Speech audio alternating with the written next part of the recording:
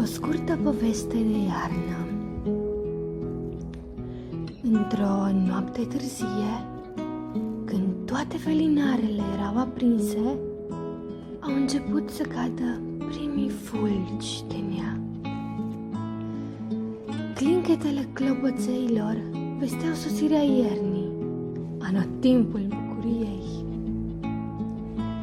A doua zi, dis de dimineață, întreg ținutul era acoperit cu o plapumă albă și pufoasă de zăpadă, fiindcă venise și gerul, cel care îngheață năsucurile copiilor. Preșcolarii și-au luat hăinuțe groase pentru a pleca la grădiniță, fesuri, fulare, mănuși, pituțe. Micuții erau foarte fericiți de sosirea iernii, pentru că puteau să facă oameni de zăpadă, să se dea cu săniuța, să se bată cu bulgări, să patineze, să facă îngerași în zăpadă și totodată să afle multe lucruri despre iarnă. Astfel, micuții au învățat că iarna este un anotimp cu multe evenimente și sărbători. Pe 1 decembrie celebrăm Ziua Națională a Patriei noastre. Așa cum noi avem o zi de naștere și o sărbătorim în fiecare an, așa și țara noastră își sărbătorește ziua pe data de 1 decembrie.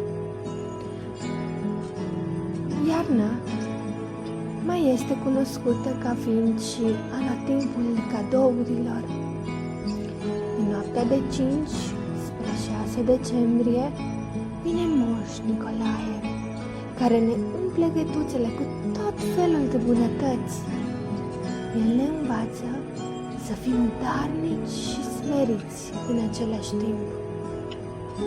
Cel mai frumos cadou se face în tăcere, așa că este bine să nu ne lăudăm cu darurile pe care le facem celorlalți. Pe data de 24 decembrie, în ajun de Crăciun, copilașii se duc la colindat, vestind nașterea Mântuitorului Iisus Hristos. Tot în seara de ajun, întreaga familie împodobește brăduțul cu globulețe, ghirlande și alte decorațiuni, așteptându-l cu nerăbdare pe Moș Crăciun.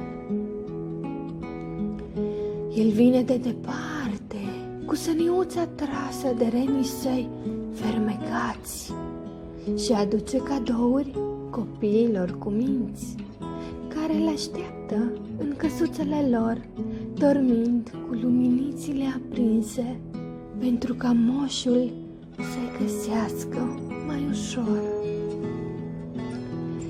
Dar că noi știm foarte bine cum este somnul năzdrăvanilor, prefăcându-se adormiți, unii micuți trag cu ochiul pe sub plăpumioară, iar alții, tiptil, tiptil, se furișează lângă brad, fără să scoată vreun sunet, gândindu-se că poate anul acesta o să-l vadă pe Moș Crăciun, care, bătrân fiind, cunoaște foarte bine ce în mintea copilașilor, așa că lasă cadourile sub brad și dispare cât ai clipi din ochi.